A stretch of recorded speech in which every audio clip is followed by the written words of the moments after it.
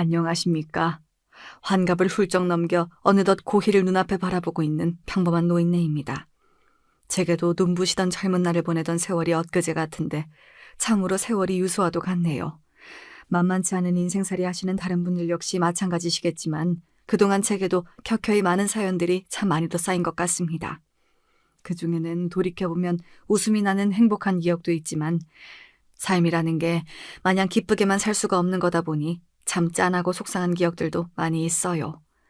제가 오늘 여러분께 돌려드리고자 하는 사연 역시 꺼내놓으면 아직 마음이 아린 이야기랍니다.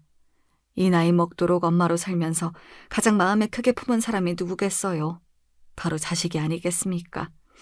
내 인생을 모조리 갈아 넣어 제 녀석 하나 사람 만들어 키우려고 무진애를 썼는데 그런 자식 때문에 속썩을 일을 겪으면 그야말로 인생에 회의감까지 들게 되죠. 내가 너를 어떻게 키웠는데 네 놈이 네 어미도 제대로 못 알아보고 감히 나한테 이런 짓을 해? 내가 어미라고 마냥 네 놈을 끝도 없이 받아줄 줄로만 알았더냐? 어머니 제가 정말 잘못했어요. 지금 제가 누리고 사는 것들 전부 어머니한테 받은 은혜도 있고 제가 정말 미쳤었나 봐요. 제발 한 번만 용서해 주세요, 어머니. 자식 마음이라는 게 아무리 부모 마음이랑은 다르다고 하지만 그렇다고 해서 자식이라고 부모한테 마냥 생채기만 내는데 언제까지 받아줄 수만은 없는 거겠죠. 부모인 제 탓이 아주 없다고 할 순 없겠지만 다 자란 자식 언제까지 부모 치마 폭에 싸고 돌 수도 없는 노릇이고요. 이 사연은 제가 다 큰 자식 버릇을 제대로 고치려고 든 이야기예요. 부족함이 많겠지만 본인의 일이다 생각해 주시고 귀 기울여 한번 들어주시면 감사하겠습니다. 저는 일찍이 젊은 나이에 남편을 잃었습니다.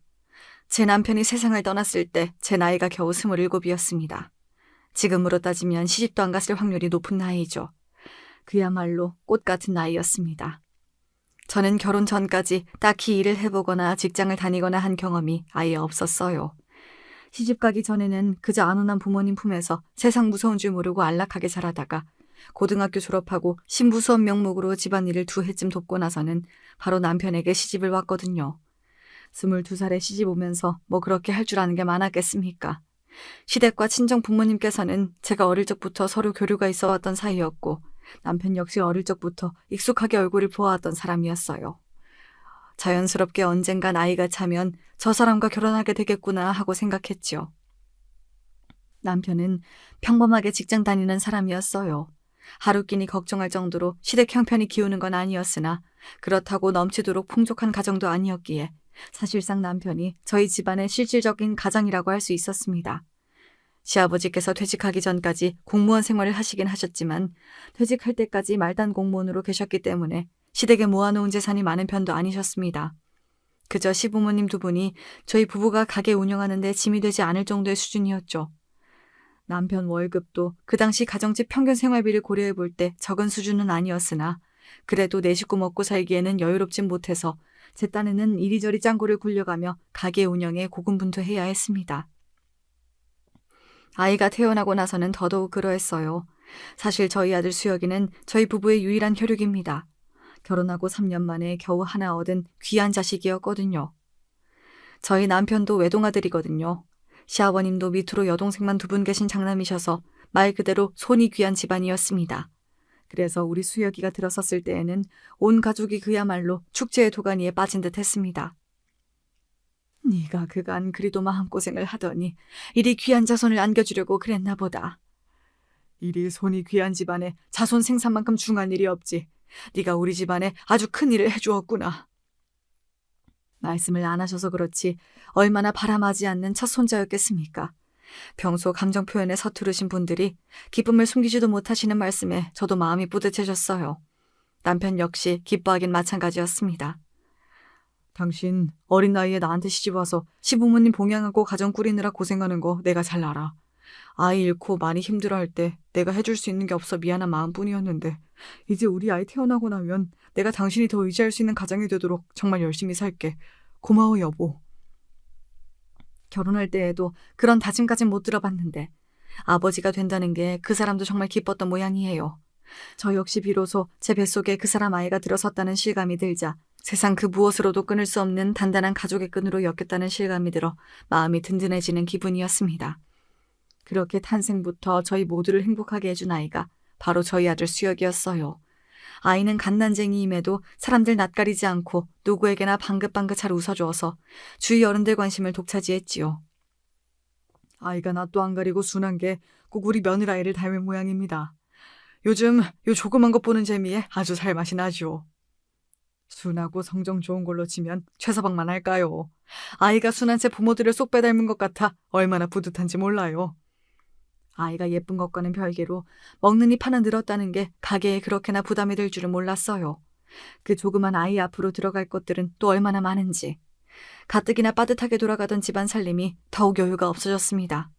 물론 주변 친척분들이 아이 하나 태어나면 이것저것 돈 들어갈 때가 많다며 아이 옷가지며 필요한 물건들을 여러 챙겨주셔서 많이 절하게 되긴 했습니다만 그럼에도 항상 부족한 건 어쩔 수가 없었어요. 당연히 가장인 남편의 어깨도 절로 무거워졌지요.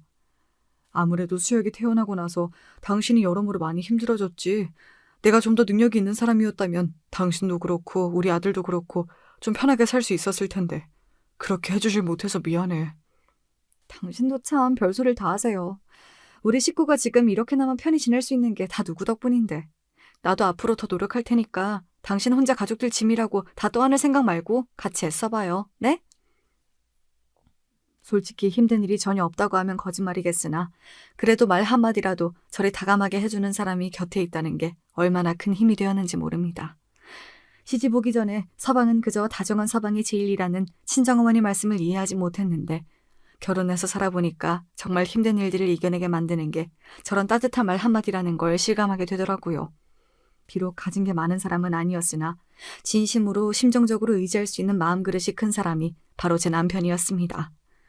아이가 커갈수록 형편이 빠듯한 티가 나는 탓에 남편도 출산 전보다 특근이니 야근이니 기회가 될 때마다 일을 더 늘려가며 어떻게든 조금이라도 수입을 늘리려고 애를 많이 썼습니다. 자연히 남편의 얼굴을 볼 수 있는 시간도 서서히 줄어들게 되었고 이제 남편 얼굴에 떠오른 피로는 마치 원래 달고 있었던 것처럼 남편 얼굴을 떠날 줄을 몰랐습니다. 하나뿐인 남편이 이렇게 고생을 하는데 제 마음이라고 편치 않았어요. 귀한 자식 고생하는 꼴을 보는 시부모님이라고 어디 맘 편히 제 자식을 지켜볼 수 있으셨겠습니까? 예, 어미야. 요새 수혁아비 얼굴이 너무 안 좋은데 아무래도 보약이라도 한 접 써야겠다. 네, 어머니. 그렇지 않아도 그 사람 데리고 영양제라도 한번 맞히려고 생각하고 있었어요. 따뜻한 형편이었지만 그래도 저희에게는 소중한 가장이었습니다. 돈 한 푼이 아쉬울 때 아픈 곳도 없이 멀쩡한데 무슨 병원이냐며 남편이 손사래를 쳤으나 이번만큼은 저도 그냥 물러서지 않았습니다. 안 그래도 나날이 남편 얼굴이 까칠해지는 것이 느껴져서 신경이 많이 쓰이던 차였어요. 그렇게 안 가겠다는 남편을 월차까지 쓰게 해서 겨우겨우 억지로 끌고 병원에 가게 되었습니다. 눈 밑 검은 부분이 심하시네요.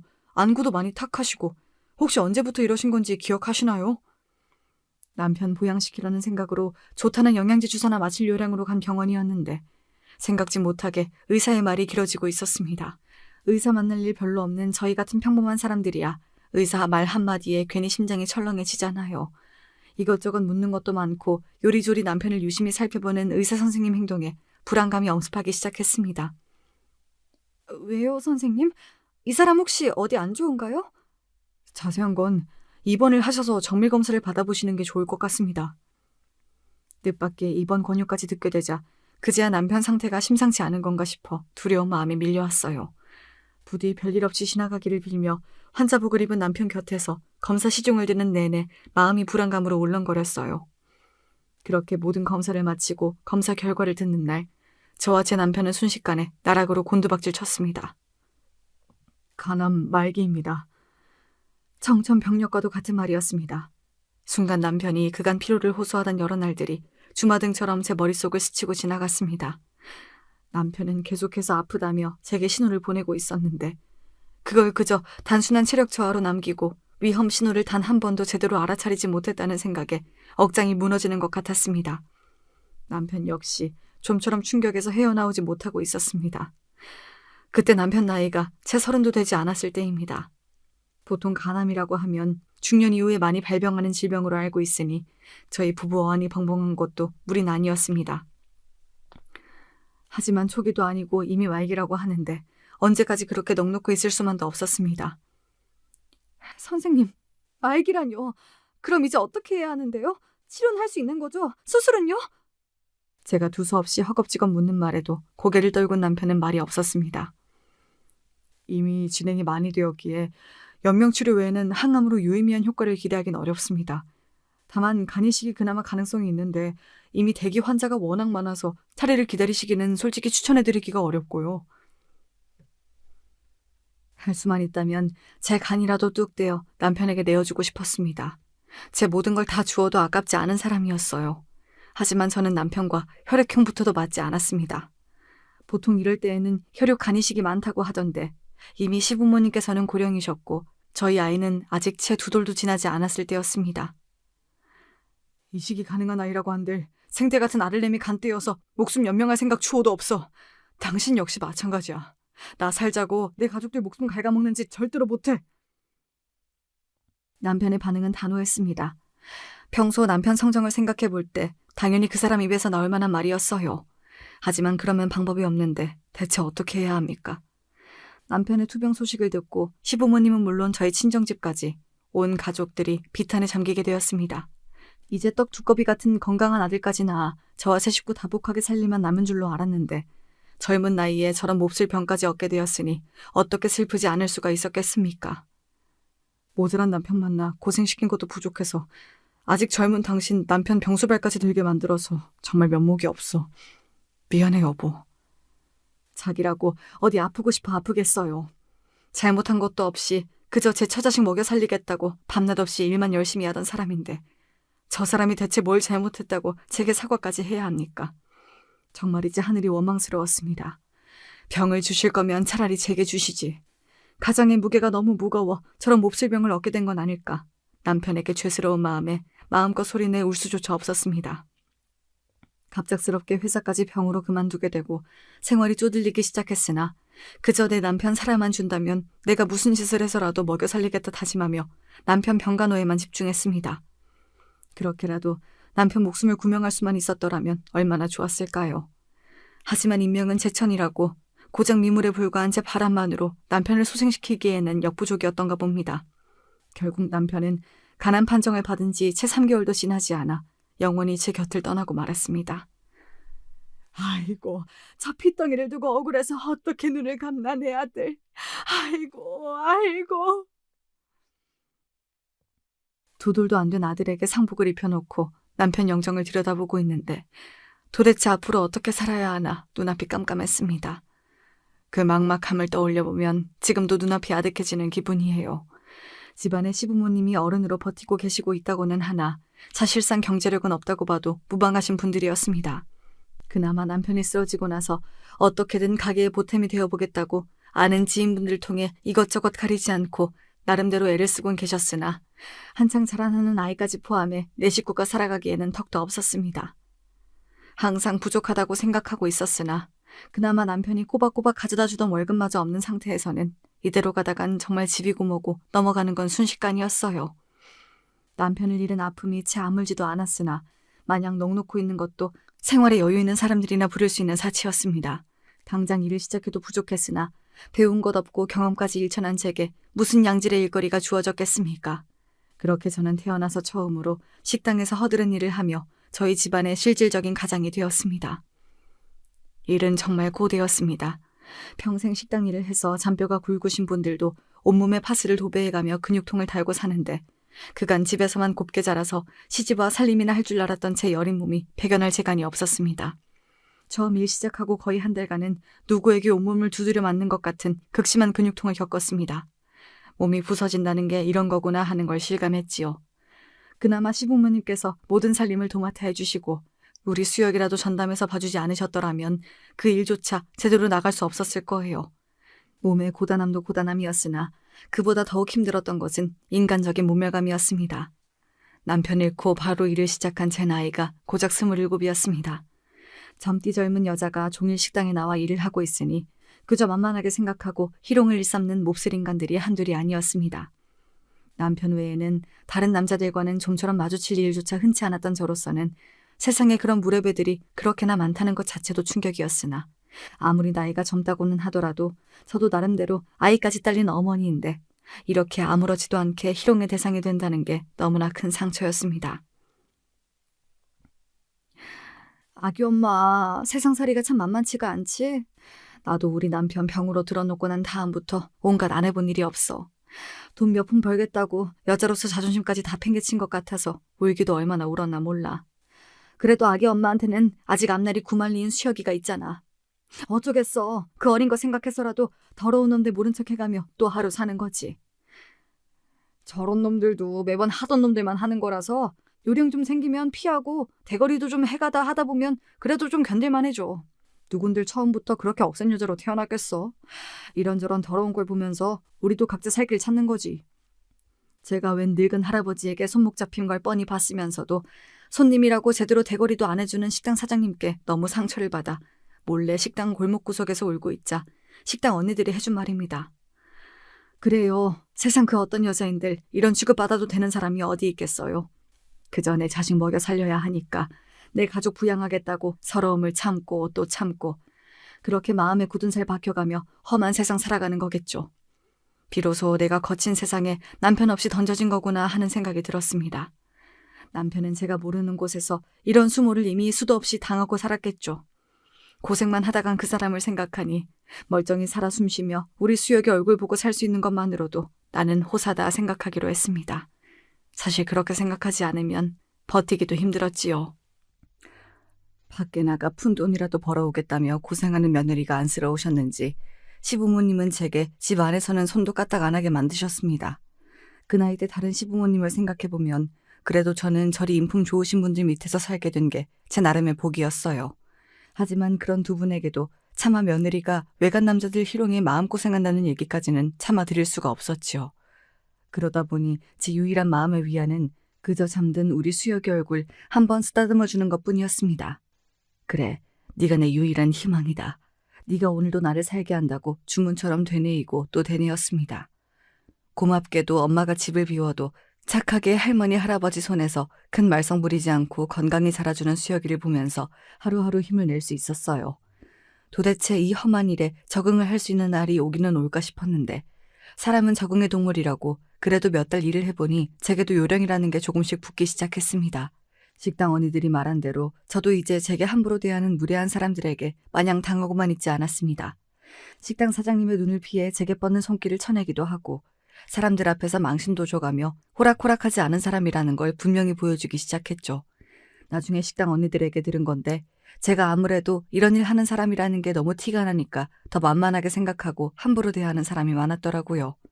이제는 전처럼 대했다가는 오히려 본인이 당하겠다 싶었는지 요주의 인물이었던 몇몇 인간들도 슬슬 제 눈치를 보기 시작했습니다. 우리 며느리 그 곱던 손이 바깥일 하고 나서 일이 터서는 네가 이렇게 고생을 하고 살 팔자가 아닌데 내가 박복한 게 너한테까지 가는 모양이다. 내가 너 볼 때마다 정말이지 사돈 볼 낯이 없어. 밤늦게 퇴근한 제 손을 부여잡고 핸드크림을 발라주시며 시어머니가 울먹이셨어요. 아직 30도 안 된 젊은 나이에 벌써 손이 부르틀 대로 튼 걸 보고 어찌나 가슴 아파하시던지 남편 가고 나름대로 많이 무뎌졌다고 생각했는데 속으로는 전혀 그렇지가 못했던 모양이에요. 고생은요. 어머님 아버님 안 계셨으면 제가 누굴 믿고 우리 수혁에 떼어놓고 밖으로 일을 다닐 수 있었겠어요. 몸 고단한 건 문제도 아니에요. 세상 천지 의지할 곳 하나 없었으면 제가 저 어린 거 데리고 어떻게 지금까지 버텼겠어요. 어머님은 그저 지금처럼 저희 수혁이 곁에서 건강만 해주셔요. 그 와중에도 아이는 날이 다르게 쑥쑥 커나갔습니다. 자라서 얼굴 골격이 드러날수록 제 아비 모습이 비쳤어요. 이제는 남편과 함께 산 시간보다 남편을 떠나보낸 시간이 더욱 길어지고 있었습니다. 그렇게 시간은 유수와 같이 흘러 아이는 학교에 입학하게 되었죠. 비록 식당 일이 바빠 시간을 오래 뺄 수가 없어서 간신히 입학식만 보고 시부모님 손에 아이를 들려보냈지만 그래도 이만큼이나마 키워냈다는 게 뿌듯했습니다. 아이는 공부도 곧잘 했습니다. 아이 아빠가 학교 다닐 때 공부를 제법 잘하는 편이었습니다. 그것마저도 남편을 닮은 것 같아 부디 아이가 남편의 좋은 것만 속속 잘 골라서 남편처럼 좋은 어른으로 자라주기만을 바라고 또 바랐습니다. 아이가 학교에 들어가기 시작하니 이제껏 돈 들어가던 거랑은 비교가 안 되더라고요. 더 이상 식당에서 허드렛 일 하는 정도로는 아이를 제대로 키우기에는 역부족이라는 생각이 확 들었습니다. 제 나름대로는 어디 좀 더 돈 될 만한 일이 없나 기웃거려 보았지만 뾰족한 수가 없어 마음이 점점 무거워지던 중이었습니다. 그러다 저희 가게에서 단체로 점심식권 끊어먹던 화장품 방문 판매 대리점 사장님이 제게 제안을 하셨습니다. 내가 자기 쭉 지켜보니까 얼굴도 반반하고 아직 나이도 젊고 이게 아무리 판매직이라도 파는 물건이 화장품이다 보니까 아줌마들이 그런 걸 만만치 않게 따지거든. 식당에서 일하는 걸 보니까 싹싹하고 부침성도 좋은 게 고객들한테 물건 파는 일도 잘할 것 같은데 어째 생각 있어? 제가 물건 파는 일은 해본 적이 없는데 잘할 수 있을까요? 세상에 처음 없는 사람이 어디 있어. 게다가 여기서 일하는 거랑은 수입이 비교도 안 될걸? 잘만 하면 달에 여기 월급 배는 벌 텐데. 우리 정산도 잘해줘. 무엇보다 여기 질환 좋은 아저씨들 자꾸 깔짝거리는 거 당하느니 여자들만 상대해도 되는 우리 일이 훨씬 낫지 않아? 그건 맞는 말이었어요. 어느 정도 적응이 되긴 했다고 하지만 자기한테 시집 올 생각 없냐며 징그럽게 구는 아저씨들도 꽤 있었으니 돈만 아니었으면 솔직히 그 식당이 그렇게 좋은 직장이었다고 하긴 어려웠습니다. 무엇보다 식당에서 일하는 것보다 훨씬 돈을 많이 벌 수 있다는 건 정말 눈이 돌아가는 제안이었습니다. 앞으로 우리 수혁이 남부럽지 않게 가르치려고 하면 가장 필요한 게 돈이었으니까요. 비록 판매직은 한 번도 해본 적이 없었기 때문에 물건을 하나도 팔지 못하면 어쩌나 하는 두려운 마음은 있었으나 손님들도 죄다 여성분이다 보니 식당에서 불특정 다수를 상대하는 것보다는 더 자신 있게 다가갈 수 있을 거라는 생각도 들었습니다. 그렇게 저는 제 인생 첫 번째 이직을 하게 되었어요. 식당 일을 했던 때와는 다르게 하는 일이 화장품 판매이다 보니 아무래도 지금까지와는 다르게 외모에도 신경을 안 쓸 수가 없었습니다. 그렇다고 제가 뭐 대단하게 손재주가 있는 건 아니어서 화장품 팔고 남은 샘플들 몇 개 찍어 바르는 수준이었으니까요. 하지만 어린 수혁이 보기에는 만날 후줄근하게 다니던 엄마가 화장도 하고 옷도 깔끔하게 입고 다니니 무척 마음에 들었던 모양입니다. 엄마! 그럼 이제 식당은 안 나가는 거지? 이제 화장품만 파는 거지? 엄마 이제 식당 안 나간다니까 좋아? 응, 엄마 식당 나갈 때는 일찍 나가서 늦게 들어와서 얼굴도 보기 힘들잖아. 그리고 화장품 팔면서는 엄마 화장도 하고 예쁜 옷도 입어서 좋아. 이게 일이 나름대로 영업직이다 보니 확실히 하루 종일 식당 일만 하고 있을 때보다는 시간을 융통성 있게 쓸 수가 있었어요. 가끔 운이 좋아서 여러 손님들을 한 집에서 한꺼번에 만나게 되는 날에는 뜻밖의 여유 시간도 만들 수 있었습니다. 늘 바쁜 엄마가 드물게 학교 마치는 저를 데리러 오기도 하고 떡볶이도 사주고 하다 보니까 아이 입장에서는 그게 그렇게 좋았던 모양이에요. 저희 시부모님들도 그나마 식당 일보다는 덜 고된 일을 하게 되었다고 하니 마냥 기뻐하셨습니다. 처음 한 달 적응이 어려웠지만 이것도 익숙해지고 나니 오히려 식당 일보다야 훨씬 수월했어요. 처녀적 제 성격을 생각해보면 상상도 못할 일이지만 그간 험한 식당 일에 저도 제법 단련이 되어 있어서 그런지 가끔 겪는 아줌마 진상 정도는 그저 우스울 따름이었습니다. 견죽 좋게 고객들에게 맞는 화장품들을 쏙쏙 골라 추천해주는 제 모습이 저도 신기할 지경이었어요. 다른 판매 사원들처럼 하나라도 더 팔려고 들이대기보다는 하나를 팔더라도 쓰는 사람의 피부 타입을 신중하게 고려해 추천해주는 제 모습에 믿음이 간 모양인지 단골들도 제법 늘었습니다. 수입은 식당 일을 할 때와 비교할 게 아니었어요. 남들 보기에는 대단치 않을지 모르겠지만 제 평생 짧은 기간에 그렇게 많은 돈을 만져보는 건 처음이었으니까요. 무엇보다 살림살이가 넉넉해지자 똘똘한 우리 아이 원 없이 뒷바라지 할 수 있게 된 것이 가장 기쁜 일이었습니다. 우리 아들 이번에도 1등이야. 우리 수혁이는 정말 천재인가 보다. 하면 하는 대로 성적이 오르는 게 보이니까 공부하는 게 재밌어. 나 정말 공부가 체질인가 봐. 정말 그런가 보다. 수혁이 아빠도 머리가 참 좋았거든. 우리 수혁이가 아빠 좋은 건 다 빼다 박았나 보다. 전교 1등 성적표를 제게 보여주며 너스레를 떠는 아들 수혁이가 제 인생의 기쁨이고 빛이었습니다. 그간 했던 모든 모진 고생들이 다 저 아이의 찬란한 미래를 위한 것이었다고 생각하니 고생도 고생으로 느껴지지가 않았어요. 저뿐만 아니라 공부 잘하는 손자는 저희 시부모님과 친정부모님 모두의 자랑이었죠. 제가 화장품 방문 판매를 시작하며 살림도 조금씩 펴기 시작했습니다. 그렇게 중학교 들어가고 고등학교 진학해서도 아이는 전교에서 최상위권의 성적을 유지했습니다. 저 역시 의욕적으로 화장품 방문 판매 일을 하면서 부지런히 아이 학원비며 과외비를 대어주었습니다. 남들은 억지로 공부를 시켜도 안 해서 부모가 그리 속을 썩는다는데 시켜주는 족족 잘만 받아먹는 우리 아들 같은 자식 둔 건 정말이지 내 인생 제일의 복이라고 그때는 그렇게 생각했습니다. 아이가 공부를 잘해서 그런지 아이 주변에도 비슷한 친구들이 모이게 되더라고요. 특히나 아이가 대학 입시 특별반에 들어가게 되니 주변에 공부 잘하는 친구들하고만 어울리게 되었습니다. 저희 집처럼 없는 집안에서 똑똑한 아이가 나는 게 그때도 일반적인 일은 아니라서 자연스레 아이 친구들은 대부분 있는 집 자식들이었어요. 아이도 보는 게 많아지다 보니 전과 다르게 이것저것 갖고 싶다고 하는 것들이 부쩍 많아졌습니다. 수요가, 그 메이커 옷은 학생이 입기에는 가격이 너무 나가지 않니? 그러지 말고 엄마가 괜찮은 거 사줄 테니까 다른 거 알아보는 거 어때? 다른 애들 다 그거 입고 다니는데 나만 로고 다른 거 입고 있으면 뭐라고 생각하겠어. 내가 지들보다 공부도 훨씬 잘하는데 그런 걸로 밀리는 거 자존심 상해. 사주기 싫으면 그냥 싫다고 해요. 제 나름대로는 없는 집안 아들 티내기 싫은 자존심인가 싶기도 했어요. 저 또한 아이가 한 말 자체는 버릇을 고쳐주어야 할 만한 소리라는 생각은 했으나 내도록 화장품 팔러 다닌다고 집에 붙어있는 시간이 잘 없어 아이에게 그만큼 신경도 못 써주었으니 이런 걸로나마 미안함을 풀고 싶었던 것 같기도 합니다. 조금 무리를 하면 못 사줄 수준도 아니기도 했고요. 그렇게 아이에게 못 내어준 시간 대신 그 자리를 아이가 원하는 물건으로 채워주는 일이 반복되었습니다. 아이가 본격적으로 의대 진학을 목표로 하면서부터는 그나마 대화 나누던 시간조차 확 줄어버렸습니다. 공부가 워낙 고되어서 그런지 아이 신경이 워낙 날카로워져서 저는 물론이고 아이 할아버지 할머니도 아이 앞에서는 숨소리 한 번 제대로 내기 어려웠어요.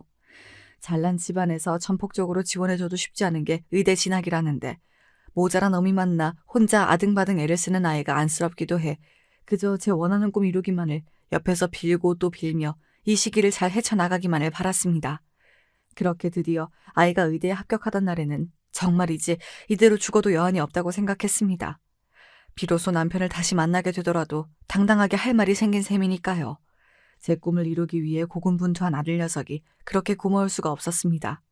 그간의 제 모든 삶의 시련을 한 방에 갚아준 그저 자랑스럽기만 한 귀한 아들이었습니다. 그 무렵에는 이제 저도 경력이 쌓이고 나이도 들어서 화장품 방문 판매 일을 정리하고 화장품 대리점을 차려 정착하게 되었어요. 멋모르고 식당 허드렛 일을 하던 풋내기에서 직원까지 둔 어엿한 사장님이 된 거죠. 이제 사는데 여유도 생기고 아들도 의대 잘 보내놨으니 그동안 신경 써주지 못한 것까지 아들에게 모두 쏟아주리라 다짐했죠. 저 자취하려고요. 자취? 집도 가까운데? 공부하기 왔다 갔다 하는 시간도 아까워요. 저도 그게 편하고요. 다들 그렇게 하는데요, 뭐. 이제 아들과 오순도순 살아보나 했는데 솔직히 자취시켜달라는 아들 말에 많이 섭섭하더라고요. 하지만 무식한 엄마도 의대생이 얼마나 힘들게 공부하는지는 들어 알고 있었기에 말리기도 그랬어요. 집에 같이 살 때에도 돈 번다고 바빠 아들과 대면대면했는데 따로 살게 되면 마음의 거리가 더욱 벌어지리라는 건 자명했죠. 하지만 이제와 다 큰 아들 제멋대로 끼고 살 수도 없고 제 욕심만 부릴 순 없었습니다. 그렇게 자취방을 얻어준 다음에는 정말로 아들 얼굴 보기가 힘들어졌습니다. 사느라 바빠 아이 한창 클 때는 곁에 못 있어줬는데 정작 제게 시간이 생기니 아들이 기회를 내어주지 않았습니다. 저는 다 저 잘 키우겠다고 한 거였는데 정작 사랑하는 아들과 거리가 멀어지니 예전과 비교할 수 없이 넉넉해진 형편에서 가슴 한구석이 쓸쓸한 건 어쩔 수가 없더라고요. 그렇게 독립한 아들은 각종 시험이다 뭐다 의사가 되기 위해 정신없이 살았습니다. 가끔 반찬 가져다 주려고 살짝 들른 아들 자취방에서 여자 물건들이 언뜻 보여서 이 녀석이 만나는 여자가 있구나 짐작은 했으나 드물게 집에 와서 밥을 먹을 때에도 여자친구 관련 얘기는 꺼려하는 게 눈에 보여서 속 시원히 물어보지도 못했어요. 생각해보니 아들과 터놓고 대화를 나눈 게 언제인가 싶을 정도였습니다. 그래도 하나뿐인 아들인데 아들에 대해 아는 게 하나도 없는 것 같아서 엄마로서 참 자격 미달이구나 제 자신을 책망하기도 여러 날이었습니다. 그래서 아들이 전문의 과정을 거치지 않고 바로 개원하고 싶다는 의사를 밝혔을 때 솔직히 많이 놀랐어요. 이왕 시작한 의사 공부인데 그래도 끝을 봤으면 싶었던 게 제 생각이었거든요. 하지만 아들 반응은 단호했어요. 저 지금까지 단 한순간도 다른 데 한눈 팔지 않고 공부만 했어요. 이만하면 평생 할 공부는 다 한 것 같아요. 저 뭐 나중에 대학 교수 되고 그런 꿈 없어요. 동네 병원 차려서 먹고 살 만큼 돈 벌고 이제는 좀 편하게 살고 싶어요. 네 뜻이 그렇다는데 내가 무슨 말을 더 하겠어. 그런데 개원하려면 비용이 만만치 않지 않아? 사실 오늘 그 말씀 드리려고 온 거예요. 저 개원하는 거 엄마가 좀 도와주시면 안 돼요? 아들 앞길에 도움 될 일이야 마다할 리가 없었으나 개원 의사도 이제 막 들었는데 갑자기 병원을 열어달라고 하니 솔직히 많이 당황스러웠습니다. 그 큰 돈이 갑자기 어디서 뚝 떨어지는 것도 아니고 엄마도 마음의 준비는 해야 하지 않겠어? 그러자 아들 얼굴이 대번에 어두워지더군요. 원하는 걸 바로 얻어내지 못하면 표정을 감추지 못하는 아들이었습니다. 사실 저 결혼할 여자가 있어요. 걔네 집은 우리 집보다 훨씬 사정이 좋고요. 그 집에서는 저 의사 될 거라는 그거 딱 하나 보고 저희 만나는 거 겨우 허락해 주셨는데 제가 제 병원이라도 가지고 있어야 저도 면이 좀 서지 않겠어요? 어차피 대학병원에 있어야 되는 거 아니면 결국은 개원하는 거잖아요. 저 진짜 걔랑 결혼하고 싶어요. 엄마, 저 좀 도와주세요. 갑작스러운 아들의 결혼 얘기까지 정말이지 폭탄의 연속이었습니다. 이런 중요한 얘기를 번갯골에 콩 구워 먹듯 하는 아들 녀석이 야속했지만 얼마나 상대 여자랑 결혼이 하고 싶었으면 평생 안 하던 도와달라는 소리를 다 할까 싶기도 했어요.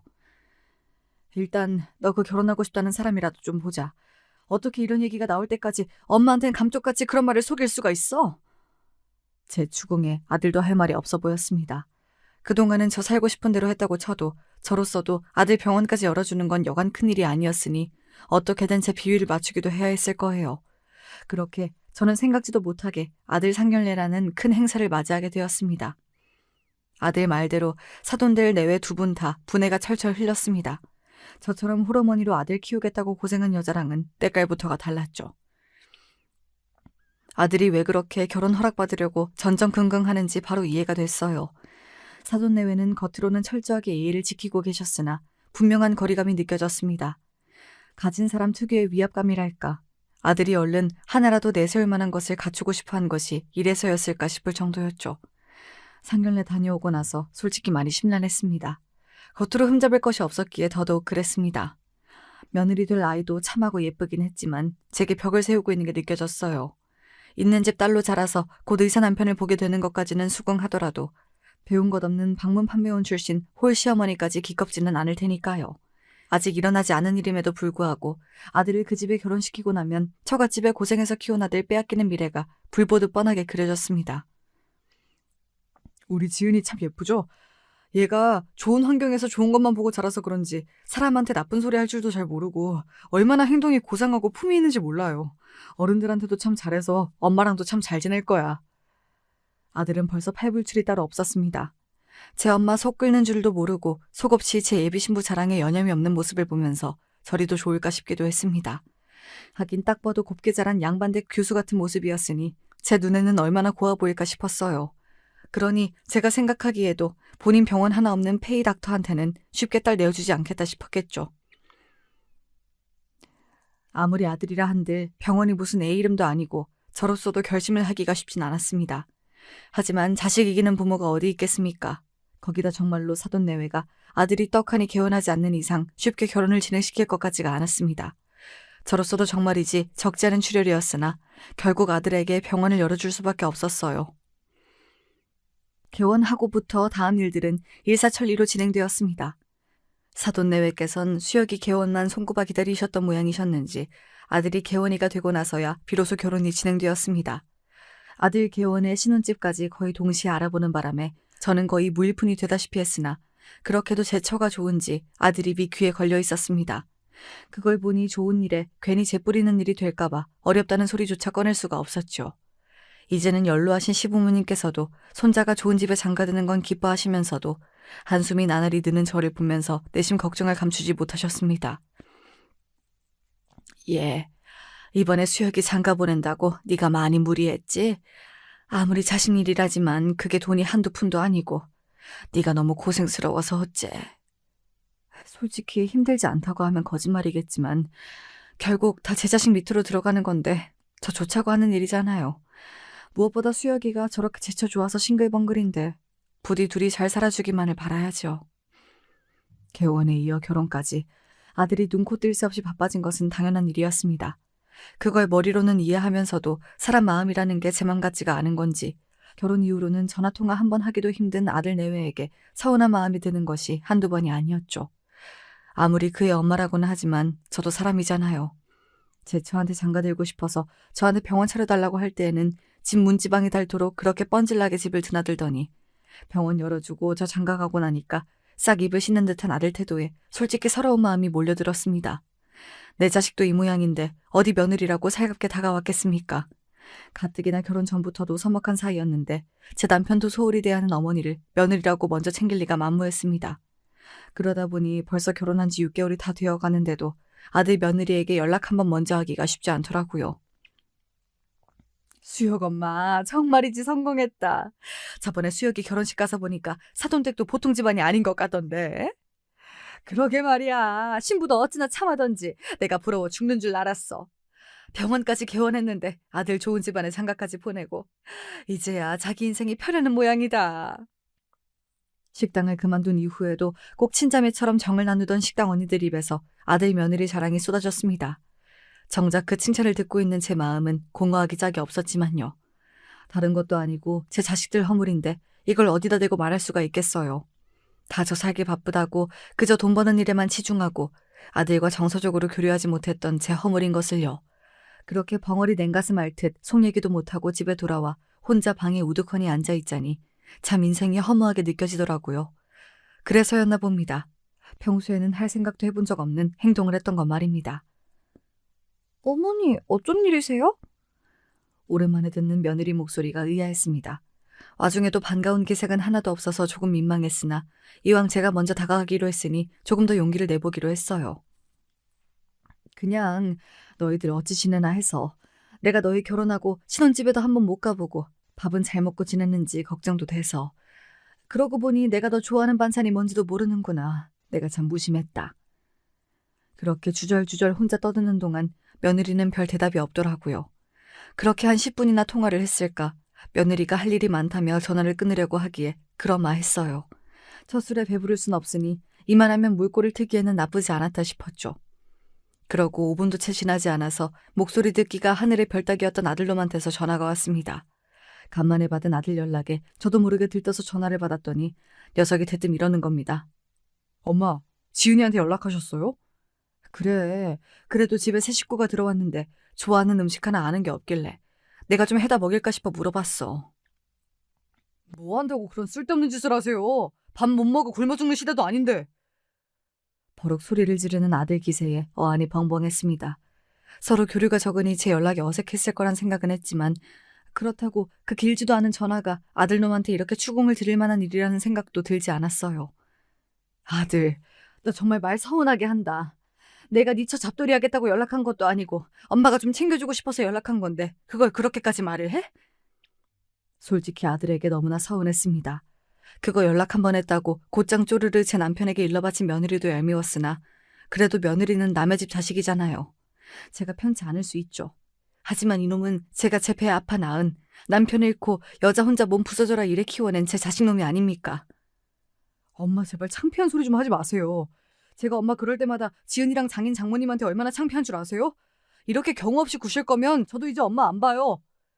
아들놈의 그 말 한마디에 천길 물속으로 떨어지는 기분이었습니다. 어떻게 제 놈이 내 인생의 모든 피땀으로 키워낸 내 자식이 제 어미에게 인연 끊자는 말을 저렇게 쉽게 내뱉을 수가 있습니까? 아들의 그 한마디에 제 인생 전체가 부정당한 기분이었습니다. 내가 자식놈을 잘못 키워도 단단히 잘못 키웠다는 생각에 분노를 억누를 수가 없었어요.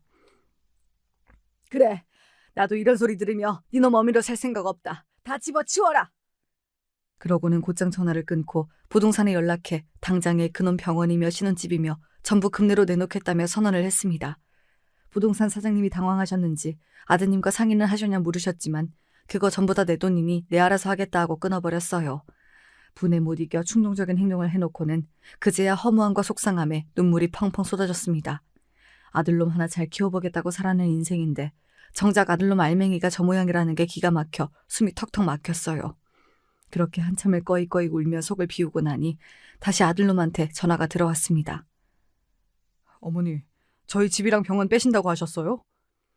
대뜸 사과 한마디 없이 저 할 말만 하는 아들이었습니다. 그새 부동산에서 연락이 간 모양이었어요. 끝까지 반성의 김이 없는 아들놈에게 분기탱천하여 저는 고래고래 소리를 질러댔습니다. 그래, 내가 내 몸 갈아 뼈 빠지게 번 돈 내가 알아서 하겠다는데 네 놈이 무슨 상관이야? 나 고생하는데 10원 한 장 보태준 적 없는 놈이 내 돈 가져다 펑펑 쓸 때는 화장품 방판 사원 출신 어미 돈 아까운 줄 모르고 신나게 써제끼더니 좀 있다는 집에 장가가고 나니 볼품없는 어미는 그리 창피하더냐? 오냐, 나도 너 같은 자식 필요 없다. 네 말대로 무식한 어미는 네 인생에서 사라져 줄 테니 그간 네 놈이 내 덕으로 호의호식한 것도 전부 뱉어내. 그 말을 끝으로 전화를 확 끊어버렸어요. 그러고 나니 정말 발등에 불 떨어졌다 싶었던지 아들놈이고 며느리고 할 것 없이 전화통에 불이 붙을 지경이었으나 제가 미쳤다고 그놈들 전화를 받아줍니까? 결국 아들 내외가 제 집까지 쫓아와서 울며 불며 통사정을 하기 시작했어요. 예전 같으면 아들놈 눈물에 마음이 약해졌을 저지만 일이 그 지경에 이르러서야 제가 아들 의사 만드는 것보다 더 중요한 것들을 놓치고 살았다는 생각에 저도 모르게 단호하게 행동하게 되더군요. 어머니, 제가 잘못했어요. 제가 그동안 어머니한테 받은 게 얼마인데 감사할 줄도 모르고 순간 실수를 했어요. 한 번만 용서해 주시면 다시는 이런 일 없을 테니까 제발 한 번만 용서해 주세요. 어머니, 아까 저 때문에 많이 서운하셨죠? 제가 당황해서 어머니 뜻을 곡해하고 저질러선 안 될 실수를 저질렀어요. 제가 이렇게 사과드릴 테니까 제발 마음 푸세요. 네? 참, 돈이 좋긴 좋구나. 그렇게 뒷바라지를 해주고 병원이니 신혼집이니 어미 등어리가 다 휘도록 갖다 바칠 때에는 저들 앞에서 설설 기게 만들더니 내가 도로 찾아오겠다니까 내외께서 귀하신 발걸음을 다 하시고 내가 바보도 아니고 니들이 나한테 그런 짓 한 게 채 반나절도 안 지났는데 잘못했다는 소리 한마디면 내가 그러시구나 하고 고지고대로 믿을 줄 알았더냐? 도로 물러줄 생각 추호도 없으니 둘 다 썩 물러가거라. 어떻게든 제 집에 비비고 들려는 아들 내외를 단호하게 문 밖으로 내쳤습니다. 하나뿐인 자식 내치는 심정에 참담함이 없다고 하면 거짓말이겠지만 저도 그간 쌓인 게 많았던지 되려 후련하게까지 했어요. 아들놈 의사 만들었다고 좋아할 게 아니라 먼저 인간을 만들었어야 했는데 뒤늦게나마 아들 버릇을 고치려면 이 방법밖에 없다고 생각했습니다. 일이 커지긴 커진 모양인지 그간 연락 한번 주고받은 적 없던 사돈댁에서 연락을 다 주셨습니다. 아들 며느리 신혼집은 물론이고 병원까지 쫓겨나게 생겼다고 하니 그제야 사돈 눈치를 보는 사돈댁도 참 별것 없다 싶었습니다. 사돈, 저희 아이가 아직 철이 없어 정말로 큰 결례를 저질렀습니다. 저도 정말 많이 혼내고 다시 잘 가르칠 테니 부디 마음을 돌려주세요. 제가 제 자식놈 잘못 가르쳐 일어난 일이니 사돈 사과받을 이유가 없습니다. 저는 이제라도 저 되바라진 자식 버릇을 고쳐야 하겠으니 사돈께서도 사돈 좋으실 대로 하세요. 그렇게 저는 정말로 아들 내외 신혼집을 내놓았습니다. 마음 같아서는 병원 사무실도 빼고 싶었는데 아들 내외가 그것만은 제발 참아달라며 아주 석고대절을 하는 바람에 사무실 얻어주는 데 쓴 비용 일체를 10원 한 장 빼놓지 않고 받아내겠다는 공증까지 받은 후에야 부동산에 병원은 그냥 두라는 연락을 해주었습니다. 지금 그 둘은 제 처가에 얹혀 살고 있습니다. 신혼집 빼앗긴 건 물론이고 그나마 버는 족족 제게 갚을 일만 남았으니 집 구하기도 여의치 않았을 겁니다. 그동안은 병원이며 신혼집이며 다 제가 부담했으니 이 기회에 사돈댁에서 부모 노릇 좀 하신다고 나쁠 것 없겠죠. 제 어미 앞에서는 그렇게 떵떵거리며 살던 아들놈도 남의 부모 밑에서 조심하는 법 좀 배우면 더할 나위 없겠고요. 그래도 제가 저놈 의사까지 만들어줬는데 설마 입에 풀칠이야 하고 살겠죠. 그만하면 부모 노릇은 차고 넘치게 했다고 봅니다. 아쉬운 입장이 되어보니 그동안 얼마나 편히 살았나 실감이 난 모양인지 아들 내외는 전에 없이 제 눈치를 보고 있어요. 항상 아들 녀석한테 다 퍼주고도 의리된 기분이었는데 막상 줬던 거 도로 빼앗고 난 뒤에야 갑이 된 것 같아 기가 차기도 합니다. 자식이 귀한 만큼 내실 있는 인간으로 키우기 위해 더 노력해야 했는데 돈 번다는 핑계로 인성교육에 소홀했으니 저도 이 정도는 감수해야겠죠. 그리하여 아들놈 버릇 쥐어잡는 일은 지금도 현재 진행형입니다. 이 일로 깨달은 게 있다면 저도 사람 될 기회가 남은 것이고 그렇지 않다고 해도 이제와 다 큰 자식 어쩌겠어요.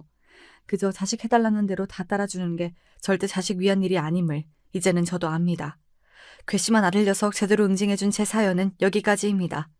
부디 여러분은 저 같은 과오를 저지르시는 일이 없길 바라며 늙은이 장황한 이야기 들어주어 감사드립니다.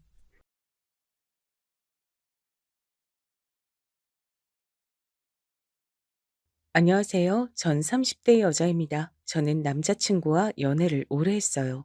20대 초반 아무것도 모르는 나이에 둘이 불꽃이 튀어서 만나기 시작해 얼마 전에 10년이 넘었습니다. 지금은 어느새 서로가 서로에게 너무 당연해서 없으면 이상할 정도로 가장 가까운 친구 사이이자 연인 사이가 되었죠. 저희가 오래 만나기도 했지만 서로에 대해 모르는 게 하나도 없을 정도로 가까워서 당연히 언젠간 둘이 결혼하게 될 줄 알았어요. 연애하는 동안 매일 그런 얘기를 하기도 했고요. 그런데 결혼은 연애보다 훨씬 더 어렵더군요. 남자친구네 부모님께서 절 썩 마음에 들어하지 않으세요. 너무 어릴 때 연애를 시작해서 철딱선이 없을 때부터 보셔서 그런지 저희가 결혼까지 생각할 줄은 모르셨다네요. 사실 저와 남자친구는 여러 면에서 둘이 너무 달라요. 처음 만났을 때도 남자친구는 알아주는 명문대 학생이었고 지금은 방송사 기자예요. 남자친구 부모님은 법대를 가길 바랬다는데 남자친구는 진실을 알리는 진짜 기자가 되고 싶다면서 언론학과를 간 거죠. 반면에 전 전문대를 다니다가 그만두고 네일 아트를 배워서 현재 네일 아트 숍에서 일해요. 전 제 직업에 굉장히 자부심을 느끼고 보람차지만 남자친구 부모님은 그렇게 생각하지 않으셨습니다. 제가 21살에 처음 남자친구 부모님을 만났어요. 사실 첫 만남부터 좋진 않았습니다. 남자친구가 살던 하숙집에서 같이 라면을 끓여 먹고 있는데 갑자기 부모님이 오신 거예요.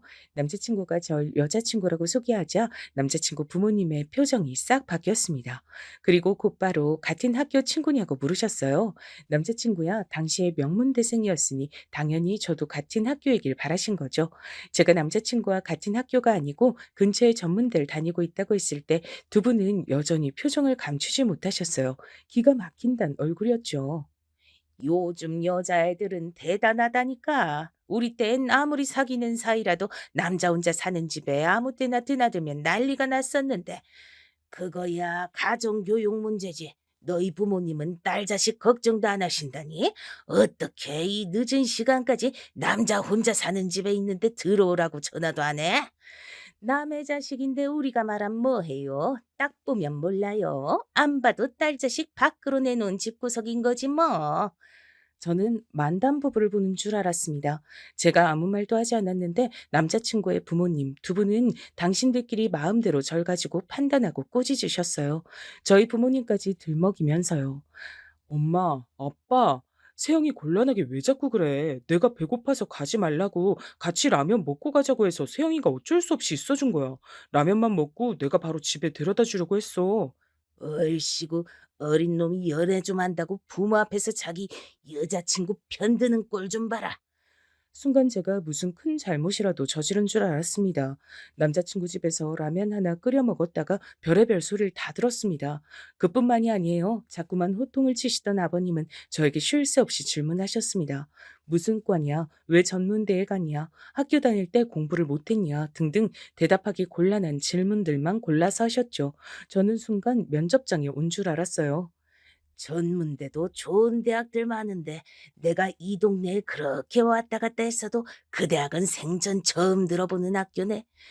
저도 나름 눈치란 게 있어요. 부모님께서 제게 하는 질문마다 제가 마음에 안 들어서 하시는 말이란 걸 너무나도 잘 아는데 저라고 예의 바르게만 이야기하고 싶진 않았습니다.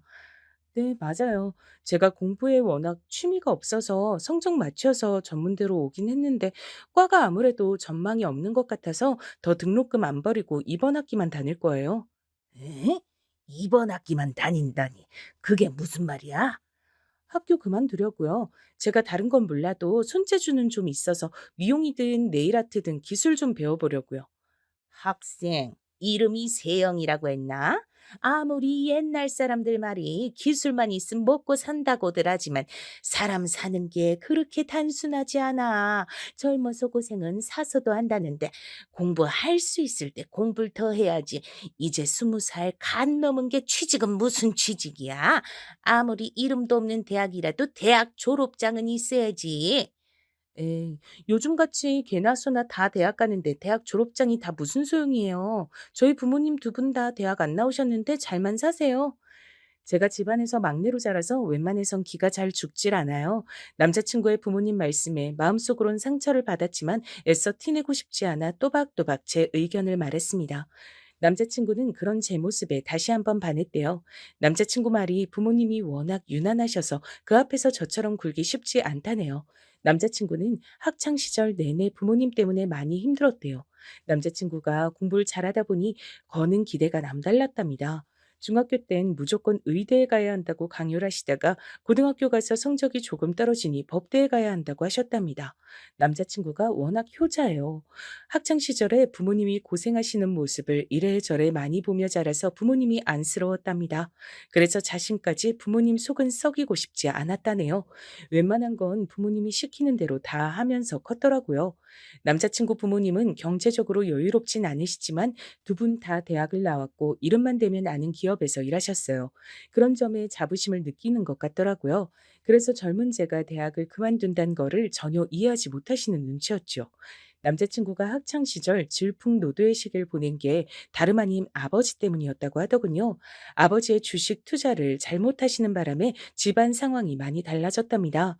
서울에서 살던 집을 팔고 경기도에 전세로 이사를 갔대요. 그 전까진 형과 방도 따로따로 썼었는데 이사 가면서 형과 같은 방을 써야 했다고 하더라고요. 이사 가고 집이 좁아진 것보다 더 힘든 건 남자친구의 부모님이 매일 싸우셨답니다. 이혼 이야기까지 나왔대요. 가장 예민했을 사춘기 시절에 그런 일까지 겪었으니 남자친구도 부모님께 걱정 끼치고 싶지 않았던 거죠. 덕분에 남자친구의 부모님은 자식들에게 거는 기대가 점점 더 커졌던 거고요.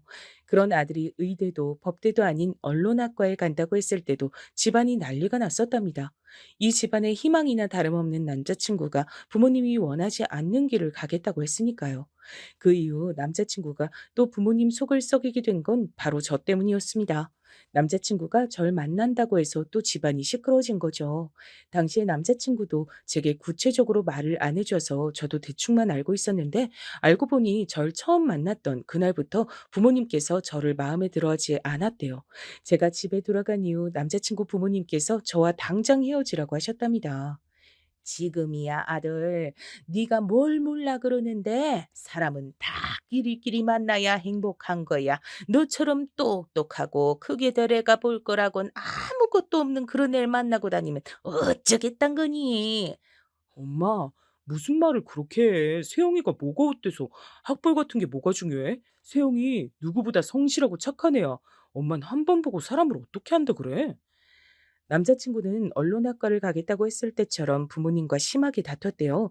결론부터 말씀드리자면 그 이후에도 저와 남자친구는 10년을 만났습니다. 그랬으니 남자친구의 부모님은 얼마나 속이 타셨겠어요. 처음에야 어떻게든 저희 사이를 갈라놓으려고 하셨지만 하도 오래 만나다 보니 나중엔 그러지도 않으셨죠. 저희가 만난 지 6, 7년 정도 됐을 때 남자친구가 몇 년 동안 언론고시에서 낙방해서 반백수로 집에 있었던 적이 있었습니다. 남자친구는 공부해야 하니 아르바이트도 못하고 부모님 그늘에서 생활비를 받아 생활하던 시기였죠. 그때 저는 이미 네일숍에서 몇 년을 일했을 때라 경제적으로 여유가 있었어요. 그래서 열심히 남자친구를 챙겼습니다. 당시에 남자친구는 대학을 졸업했을 때라 본가에서 부모님과 형과 함께 살고 있었어요. 저는 먹을 거면 먹을 거, 입을 옷이면 옷, 매일같이 사다 날랐습니다. 그러다 보니 남자친구의 부모님을 굉장히 자주 만났어요.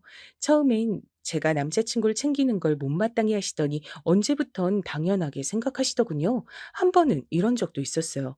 제가 퇴근하고 오는 길에 맛있는 걸 사다가 남자친구네 집에 가져다 주고 집에 들어가곤 했거든요. 제가 살던 집에서 거리가 멀지 않았거든요. 그날도 유명한 맛집에서 만두를 사서 남자친구네 잠깐 들렀죠. 남자친구가 만두 귀신이라 그 집 만두라면 자다가도 벌떡 일어나거든요. 남자친구가 부모님과 한 집에 살다 보니 저는 항상 남자친구 부모님도 드실 만큼 넉넉하게 사서 갔습니다. 그런데 만두를 하나 집어 드시더니 남자친구 아버님께서 표정이 안 좋으시더라고요. 그래서 제가 입맛에 안 맞으시냐고 물었습니다. 그러자 대뜸 하시는 소리가 절 너무 속상하게 만들었어요. 가만 보면 세영이 네가 애가 손이 참 작아.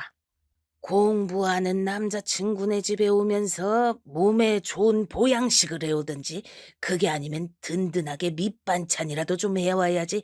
너는 애가 매일 만두니 빵이니 이런 군것질거리만 들고 오냐? 순간 말문이 막혀서 말이 다 나오질 않더군요. 그때 제 나이 고작 20대 후반이었을 때예요. 제가 벌어봐야 얼마나 번다고 그 돈을 가지고 매일 간식을 사다 드리는 것만으로도 고마워하실 줄 알았는데 제 생각이 달랐습니다. 남자친구 부모님은 저에게 받는 걸 너무 당연하게 생각하시는 분들이었어요. 오빠가 이 집 만두를 얼마나 좋아하는데요. 아버님은 맛 없으면 그만 드세요. 우리 오빠 공부하느라 힘든데 혼자 두 팩 다 먹으라고 하게. 저는 속에 있는 말을 숨기는 편이 아니었습니다. 속으로 꽁이 있으면서 겉으론 네네 얌전한 척하는 건 제 성격이 아니었거든요. 저도 남자친구와 연애 기간이 길어지니 남자친구 부모님을 대하는 방식도 달라졌습니다. 예전처럼 어떻게 하면 부모님께 사랑받을 수 있을까 하는 바보 같은 짓은 하지 않으려고 했어요. 저와 남자친구와의 사이만 확고하면 결혼은 나중 문제라고 생각했죠. 그런데 시간이 가면 갈수록 제가 정말 이 집 며느리로 살 수 있을까라는 걱정이 생겼어요. 그럴 수밖에 없는 게 남자친구의 부모님이 상식적이지 않았거든요. 제가 남자친구와 오래 만나서 그런지 자꾸만 절 만만하게 대하시면서 무시하셨어요. 본인들은 아니라고 부인하시지만 제가 보기엔 절 무시한다고밖에 여겨지지 않았습니다. 어느 날이었습니다. 남자친구가 언론고시에 합격해서 축하 파티를 열기로 했어요. 거창한 건 아니고 작은 식당을 하나 빌려 남자친구 친구들과 부모님을 모시고 함께 파티하기로 했습니다. 고기를 굽고 술도 마시면서 즐겁게 보냈죠. 모두 남자친구를 진심으로 축하해줬어요. 남자친구도 너무 기뻐했고요. 얼마 만에 보는지 모를 남자친구의 웃는 얼굴에 저까지도 행복했습니다. 그 순간 알았어요. 우리가 오랜 시간 연애를 해오면서 너무 서로에게 익숙해져 설렘은 사라지고 의무감만 남은 게 아닌가 걱정한 적도 있었는데 그날 남자친구가 행복해하는 모습을 보니 저까지도 뭉클하면서 너무 감동적이더라고요. 남자친구는 공부하느라 그렇게 고생을 해놓고도 모든 공을 다 저에게 돌렸습니다. 제가 옆에서 많이 도와주고 힘이 돼줘서 본인이 해낼 수 있었던 것이라고 했어요. 그리고 그날 남자친구는 모두가 다 있는 앞에서 제 앞에 무릎을 꿇고 앉아 프로포즈 했습니다. 언제 준비했는지 커플 반지까지 준비했더라고요. 전 너무 감격해서 당연히 남자친구와 결혼하겠다고 허락했습니다. 근데 그 순간이었어요. 남자친구의 부모님께서 자리에 벌떡 일어나시더니 마구 손살을 치시며 남자친구에게 "술 취해서 지금 뭐 하는 거냐."고 말렸습니다. "윤수야, 너 왜 이렇게 취했어? 애가 아주 술만 마시면 이렇게 맥을 못 추고 주책 부리네. 세영아 미안해. 그래, 이제 시험 좀 붙었다고 애가 긴장이 아주 풀렸나 보다. 아직 첫 월급도 안 받은 게 결혼은 무슨. 이놈아, 정신 차려." 남자친구는 술이 굉장히 세요. 소주 한두 잔에 취할 사람이 아닙니다. 더군다나 저에게 고백하려고 미리 반지까지 준비했어요. 남자친구는 부모님께 취하지 않았다고 진심이라고까지 여러 번 말했습니다. 그런데도 남자친구 부모님은 제 프로포즈를 망쳤죠. 남자친구의 등을 연신 내리치며 그만하라고 했습니다. 제 손에 쥐어진 반지 케이스까지 뺏어서 감추면서요. 남자친구는 왜 이러냐고 부모님께 따졌지만 부모님께선 결혼같이 중요한 문제를 부모랑 상의도 안 하고 마음대로 결정하면 어떡하냐고 하셨습니다. 저는 사실 남자친구가 제게 프로포즈할 때 조금 기대했어요.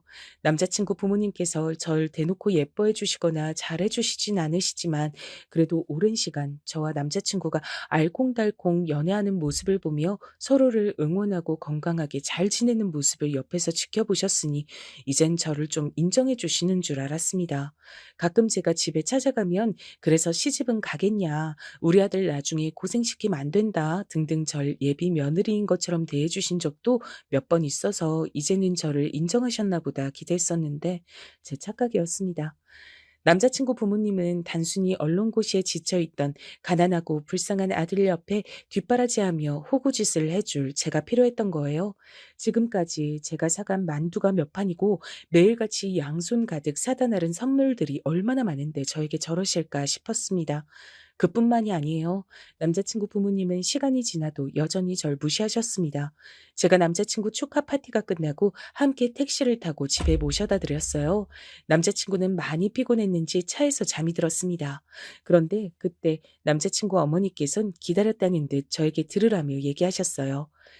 "행여나 네가 기대할까 봐 어른으로서 미리 얘기하는 건데 윤수, 이제 막 취직해서 회사에서 자리 잡으려면 앞으로 몇 년은 바짝 더 열심히 일해야 돼. 그니까 네가 뒷바라지 조금 했다고 애한테 결혼이니 뭐니 부담 주면서 힘들게 할 생각 마라. 그래, 옛날에 우리 아들 전 봤던 용한 무당도 우리 아들은 결혼 무조건 늦게 해야 좋다 그랬어. 남자친구 부모님은 말도 안 되는 무당 얘기까지 하시면서 저에게 강제로 주입을 하셨습니다. 앞으로 몇 년은 절대 결혼 못하는 거라고요. 저도 결혼하고 싶어서 환장한 사람은 아닙니다. 하지만 제 나이도 있고 연애도 10년이나 했는데 어떻게 결혼 생각을 안 할 수가 있겠어요. 사실 저와 남자친구는 나이도 동갑이에요. 남자 나이야 30 넘으면 한창이라 하지만 전 아닙니다. 저와 남편의 사회적 나이가 달랐어요. 아무리 요새 다들 결혼을 늦게 하는 추세라도 아이를 낳는 건 그렇지 않잖아요. 저는 아이를 꼭 갖고 싶습니다. 그러려면 병원에서 노산이라고 하는 나이 전에는 서둘러서 결혼해야 아이를 낳을 수 있어요. 이런 제 생각을 남자친구도 압니다. 그래서 남자친구도 서둘러 언론고시에 합격하려고 했고 합격하자마자 제게 고백을 한 겁니다. 이런 저희 커플의 사정은 일절 알지도 못하시면서 남자친구 부모님은 사사건건 절 못마땅히 했습니다. 결혼까지 방해하셨습니다. 이제는 남자친구가 시험까지 붙었으니 제가 더 성에 차지 않으시는 거였죠. 그날 택시에서 내려서 집에 돌아오고 나서도 저는 많은 생각을 했어요. 남자친구야 좋지만 남자친구 부모님의 사고방식이 너무 이해가 되질 않았거든요. 당신 아들이 귀하면 남의 자식도 귀한 법인데 저렇게 티가 나게 못되게 구시는 걸까 싶었죠. 제가 이 결혼을 다시 한번 생각해 봐야겠다. 언제 정신을 번쩍 차렸냐면 사실 남자친구 위로 형이 한 명 있어요. 남자친구 형은 30대 후반까지도 여자친구가 없었습니다. 저와 남자친구가 10년 가까이 만나는 동안 제가 곁에서 지켜봤는데 연애하는 걸 단 한 번도 본 적 없었습니다. 그래서 항상 남자친구 부모님의 걱정이 이만저만이 아니었어요. 큰아들이 장가갈 생각이 전혀 없으니까요. 그래서 선도 많이 보고 소개팅도 무지하게 많이 했어요. 제가 아는 것만 해도 반년 동안 30번도 넘으니 일주일에 한 번꼴로 무조건 새로운 여자를 만난 거죠. 그렇게 여자를 많이 만나고 다녔는데도 연애 소식이 없더니만 뜬금없이 결혼 소식을 들었습니다. 남자친구 형은 남자친구랑 조금 달라요. 처음에 말씀드린 것처럼 남자친구 부모님께서 자식들에게 부담 아닌 부담감을 주셨죠. 남자친구 이전에 형에게도 그러셨습니다. 남자친구 형은 외고에 진학할 정도로 머리가 좋았었는데 부모님의 성적 압박에 견디지 못하고 수능날 집을 나가 수능을 아예 보지 않았답니다. 그날 집안은 한바탕 난리가 났고 형은 그날 밤까지 집에 돌아오지 않았답니다. 부모님을 더 충격에 빠뜨린 건 바로 군대에 입영 신청을 해서 곧바로 군대에 갔다는 겁니다. 그때 남자친구의 부모님은 너무 놀라서 한동안 매일 눈물로 밤을 지새우셨대요. 큰아들이 그렇게까지 하는 모습을 봤으면 남자친구의 부모님도 반성하시고 남자친구에겐 그렇게 해선 안 되는 거였는데 둘째까지 망칠 수 없다고 생각하신 부모님은 남자친구를 더 압박하신 거죠. 그나마 의대나 법대를 포기하신 게 양보한 거라면 한 거랄까요? 더 웃긴 건 남자친구의 형님은 그대로 군대에 말뚝을 박아서 군인이 됐어요. 남자친구 말로는 집에 돌아오기 싫어서 말뚝을 박은 것 같다고 하는데 막상 가보니 군대가 잘 맞았다고 하시더라고요. 남자친구는 항상 형의 선택을 존중하고 멋지다고 생각했지만 남자친구 부모님께선 달랐습니다. 형이 나약해서 수능을 포기하고 군대로 도피했다고 생각하셨어요. 큰아들을 항상 한심하게 여겼죠. 그런데 세상 일이란 게 참 공평하지가 못합니다. 남자친구의 형은 군대에서 사고를 당했어요. 훈련 도중에 절벽에서 굴러 떨어지는 사고를 당해서 한쪽 다리를 심하게 다쳤습니다. 대수술을 여러 번 받았는데도 살짝 다리를 절뚝거려요. 남자친구는 여전히 형을 존경하고 따랐지만 부모님은 그렇지 않았어요. 부모 말 들으면 자다가도 떡이 하나 생기는 건데 공부하기 싫다고 군대로 도망가더니만 꼴 좋다. 고졸에 다리까지 빙신됐으니 너 같은 놈을 누가 데려간다냐? 남자친구 부모님도 속상해서 하신 말이겠지만 그래도 너무했다 싶습니다. 더군다나 교회나 주변에다가 큰아들 얘기는 일절 안 하고 오로지 둘째인 남자친구 얘기만 하고 다니신데요. 가까운 지인들도 큰아들이 있다는 사실조차 모르는 사람들도 있답니다. 저도 남자친구의 부모님에게 인정받지 못하는 신세다 보니 남자친구 형과 공감대 형성이 금방 됐어요. 그래서 오랫동안 오빠 동생 하며 가깝게 지냈습니다. 남자친구의 형이란 걸 떠나서 남자친구만큼이나 오래 봐온 사람이다 보니 개인적으로도 항상 오빠를 응원하고 좋은 사람을 만나길 바랬죠. 근데 저로선 서운할 수밖에 없는 일이 벌어졌어요. 남자친구와 남자친구의 형이 절 데리러 자주 제가 일하던 숍에 자주 왔었는데 저와 함께 일하는 사장 사장 언니와 남자친구 형이 눈이 맞은 거예요. 전 제가 좋아하는 두 사람이 만난다고 하니 마치 제가 소개를 하기라도 한 것처럼 기쁘더라고요. 두 사람 다 나이가 있다 보니 서둘러 결혼 얘기가 나왔습니다. 저와 사장 언니는 저에게 이런저런 상의를 했어요. 제가 남자친구와 연애를 10년이나 했고 남자친구 부모님과도 만난 적이 있으니 결혼하게 되면 어떨지 궁금하다고요. 하지만 저는 특별히 할 이야기가 없었습니다. 저와 남자친구도 10년이나 만났지만 부모님께 허락을 받지 못한 상태였으니까요. 저로선 섣불리 언니에게 그 어떤 말도 할 수가 없었습니다. 그런데 믿기지 않는 일이 벌어졌죠. 사장 언니가 남자친구네 집에 인사를 다녀오자마자 바로 결혼 날짜를 잡았어요. 전 어안이 벙벙했습니다. 왜냐면 언니도 저와 조건이 별반 다르지 않았거든요. 심지어 저는 전문대라도 나왔지만 언닌 고졸이에요. 물론 20살부터 네일숍에서 일하면서 번 돈으로 본인 가게를 차리긴 했지만 아무리 그래도 저에겐 전문대가 어쩌고 직업이 어쩌고 하시던 분들이 언니는 어떻게 바로 허락하셨을까 싶었죠. 전 괜히 억울해서 남자친구에게 투덜거렸어요. 근데 남자친구는 오히려 절 이해 못했습니다. 자기는 우리 부모님을 그만큼 보고도 아직 몰라? 형은 나보다 조건이 좋지 않잖아. 거기다 다리도 절고 누구라도 데려가겠다는 여자만 있으면 여자기만 하면 상관없대. 저는 입이 떡 벌어졌습니다. 남자친구 부모님은 아들이 있는 앞에서 정말 그렇게 말했답니다. 여자기만 하면 상관없다고요. 그 소리를 듣는데 저도 모르게 온몸에 소름이 돋고 없던 정도 떨어지더군요. 제가 말문이 막혀서 아무 말도 못하고 있으니까 남자친구가 저의 어깨를 감싸 안아줬습니다. 자기 부모님은 이해하려고 하면 안 된다고요. 형 결혼하고 나면 곧바로 저와 결혼하겠다고 할 테니 걱정하지 말라고 했습니다. 저는 고민이 많았지만 애써 남자친구 앞에선 티를 내지 않으려고 노력했어요. 남자친구 말대로 제가 남자친구 부모님이 그런 분들이란 걸 몰랐던 것도 아니고 이미 알 만큼 알고 있었으니 더 실망할 것도 없었죠. 그렇게 시간이 흘러 남자친구 영희 사장 언니와 결혼식을 올렸죠. 결혼식 날 당연히 저도 갔는데 기분이 이상했습니다. 저는 남자친구와 만난 지 10년이 넘었는데도 결혼하지 못했는데 두 분은 만난 지 1년도 되지 않아 부부가 됐으니까요. 결혼식 날도 잊지 못할 사건이 하나 있었습니다. 형 결혼식이다 보니 남자친구가 굉장히 바빴어요. 그래서 저도 남자친구를 도왔습니다. 남자친구와 함께 연회장 입구에서 하객들에게 답례품을 나눠드리고 있었는데 보시는 분마다 제가 누군지 궁금해 하시더라고요. 남자친구는 그럴 때마다 당연히 저를 여자친구라고 소개했어요. 저희가 워낙 오래 연애했으니 보시는 어른마다 오래 연애했으면 얼른 결혼해라. 형이 결혼했으니 이제 남자친구 차례라고 하시며 다들 농담을 한마디씩 하고 들어가셨어요. 그런데 그 정신없는 와중에 남자친구 어머니가 저에게 달려오시더라고요. 그러더니 남자친구에겐 들리지 않게 제 귀에다 대고 작게 속삭이셨어요. 세영이 너 그만하고 들어가서 밥이나 먹어. 괜히 이 사람 저 사람한테 인사해서 내 아들 혼삭길 막히게 하지 말고. 어머니, 어떻게 그런 소리를 하실 수가 있어요?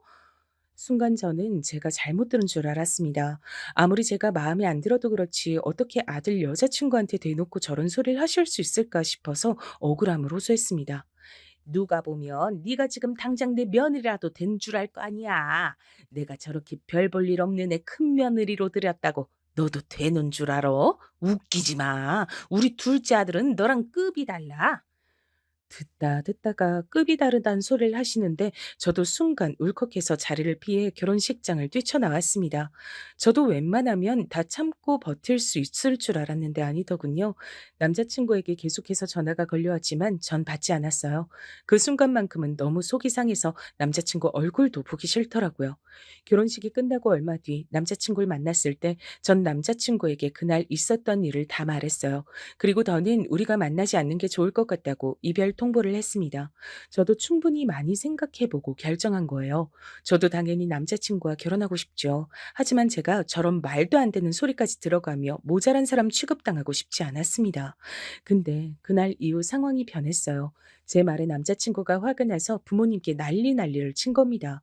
그리고 자신도 형처럼 집을 나가겠다고 선전포고를 했나 봐요.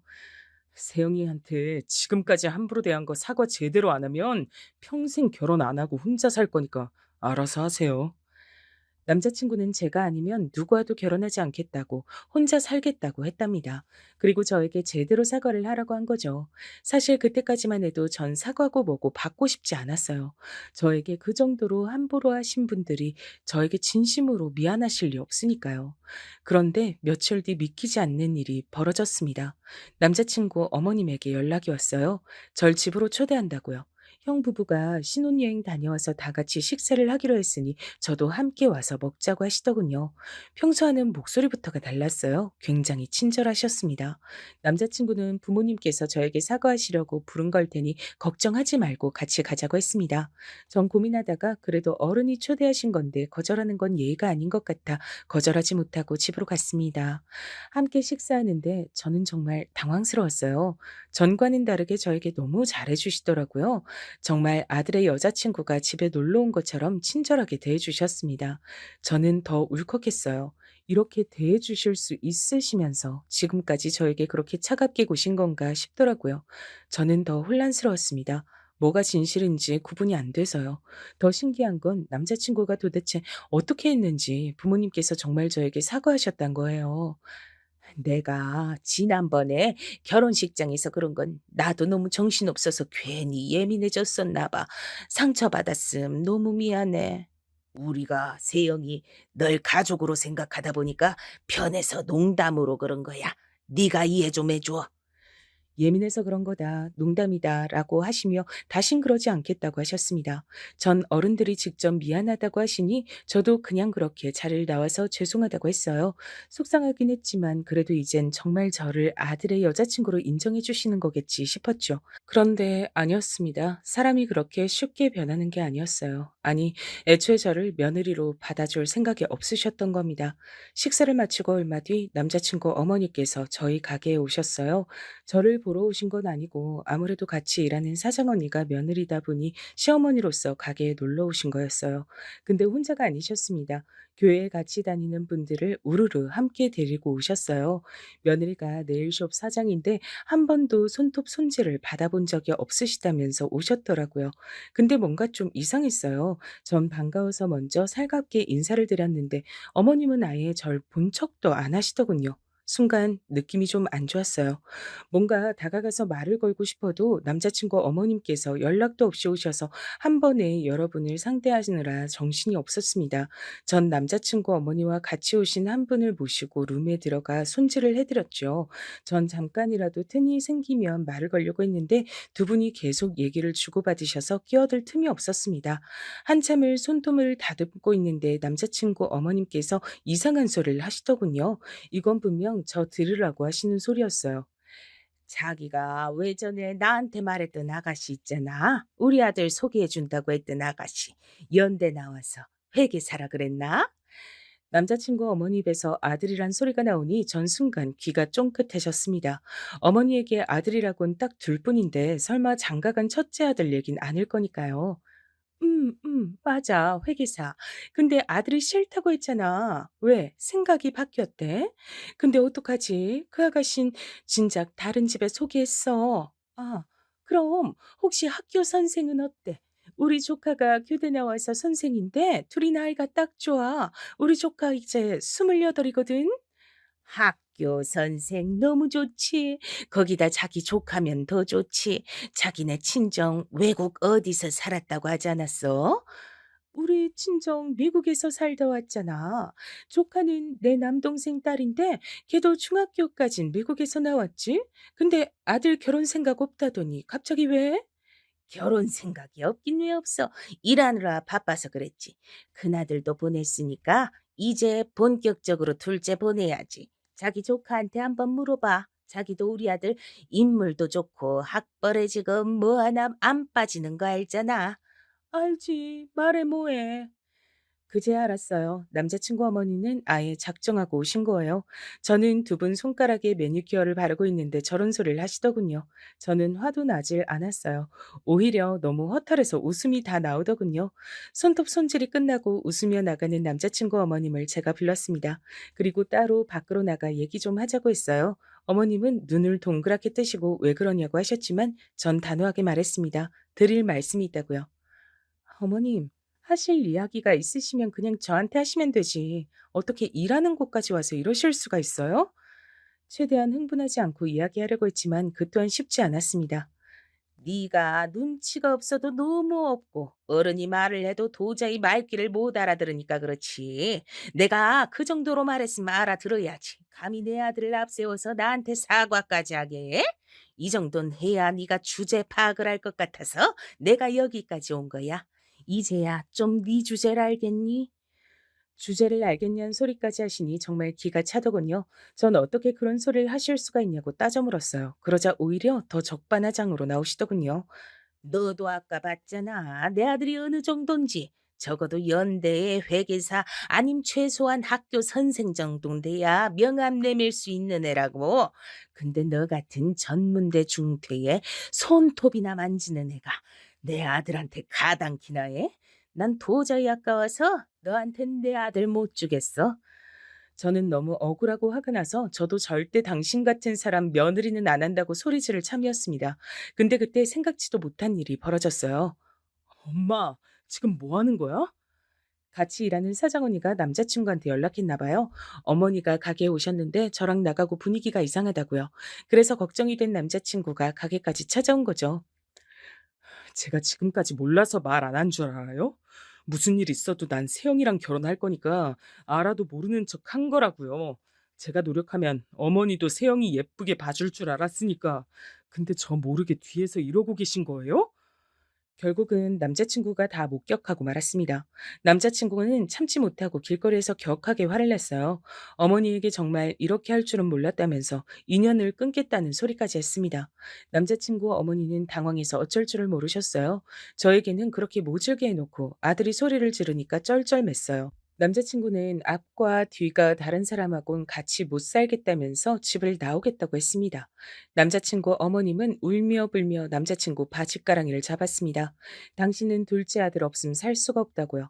그 모습을 보는데 제가 잘못 생각해도 한참 잘못 생각했다는 것을 알았습니다.